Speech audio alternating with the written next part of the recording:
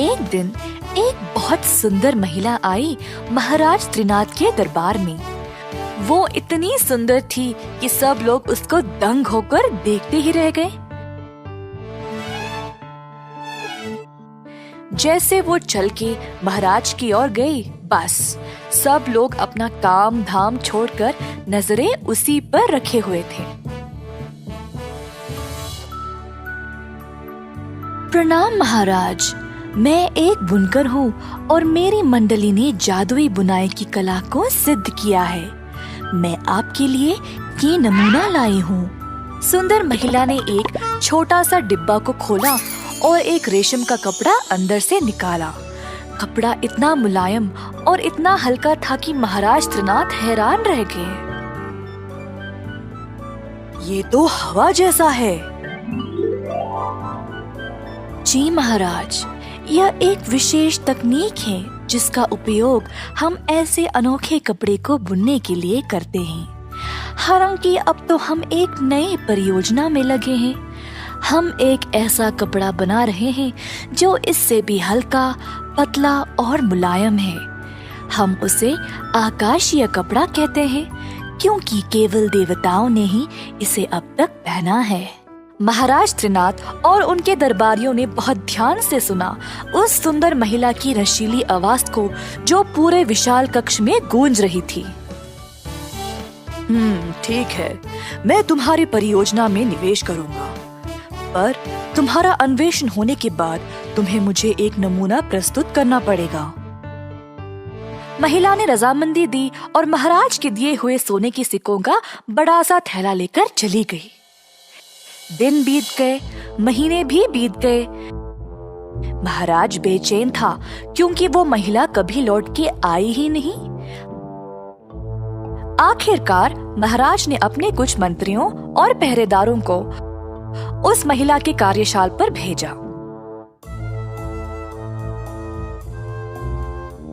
जब वे लोग वहां पहुंचे तो वहां का नजारा देखकर आश्चर्य रह गए। वहां करघे तो थे पर कोई धागा नहीं। 7 बुनकर उन पे काम कर रहे थे और वे अपने काम में इतने डूबे हुए थे कि किसी ने भी इतने आदमियों की सेना को ध्यान ही नहीं दिया। करघे काम तो कर रहे थे परंतु उनमें से कोई कपड़ा निकला ही नहीं।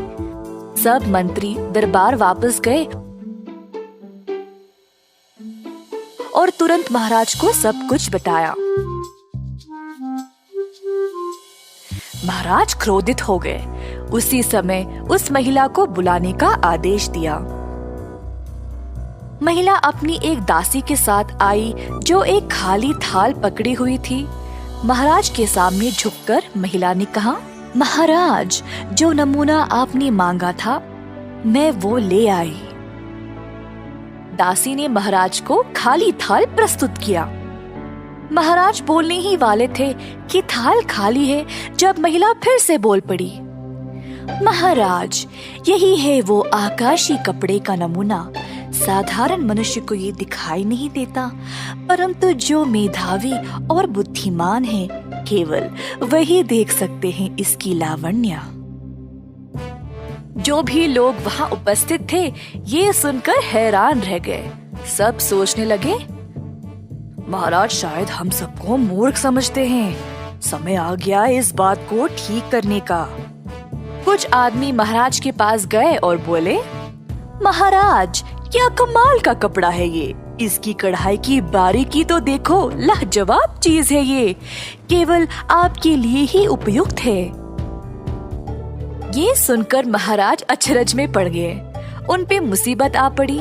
अगर वे कहेंगे कि उनको कोई कपड़ा दिखाई नहीं दे रहा तो दरबार के सब लोग उन्हें मूर्ख समझेंगे, और अगर बोलेंगे कि हाँ दिखाई दे रहा है तो ये ठगी महिला सारे पैसे लेकर भाग जाएगी।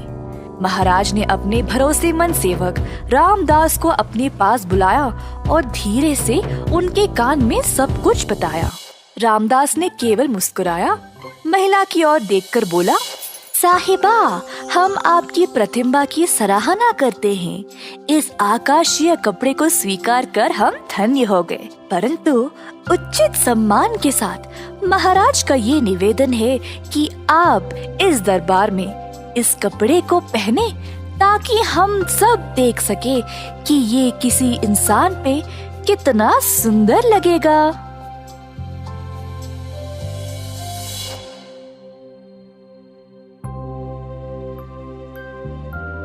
महिला को लगा कि अब उसकी चोरी पकड़ी गई और चाल नहीं चल पाई। वह या तो अपनी गलती स्वीकार कर सकती थी या सबके सामने बिना कपड़ों के खड़ी हो सकती थी। कोई और रास्ता ना होने पर महिला बस महाराज के कदमों पर पड़कर माफी की भीख मांगने लगी। महाराज थे दयालु तो उन्होंने उसको क्षमा कर दिया, परंतु महिला को वो सोने के सिक्कों का थैला वापस करना